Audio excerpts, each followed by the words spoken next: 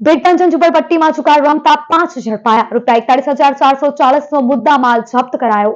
ભરૂચ શહેર એ ડિવિઝન પોલીસે ભેડભંજન ઝુંપડપટ્ટીમાં ખુલ્લી જગ્યામાં પત્તા વડે હાર જીતનો જુગાર રમતા એક મહિલા સહિત 5 ઈસમોને ઝડપી પાડી જુગારનો ગણના પાત્ર કેસ શોધી કાઢ્યો છે। ભરૂચ શહેર એ ડિવિઝન પોલીસની સર્વેલન્સ ટીમ પેટ્રોલિંગમાં હતી। તે દરમિયાન ભેડભંજન ઝુંપડપટ્ટીમાં ખુલ્લી જગ્યામાં કેટલાક ઈસમો પોતાના આર્થિક ફાયદા માટે રોકડ રકમથી પત્તા વડે જુગાર રમતા હોવાની બાતમી મળી હતી।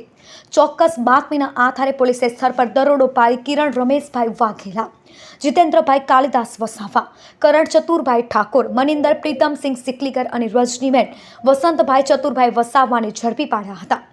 પોલીસે આરોપીઓ પાસેથી અંગ ઝડતી તથા દાવ પરની ₹31,440 રોકડ રકમ, 2 મોબાઈલ ફોન કિંમત ₹10,000 તેમજ પત્તા અને પાથરનો મળી કુલ ₹41,440નો મુદ્દામાલ કબજે કર્યો હતો।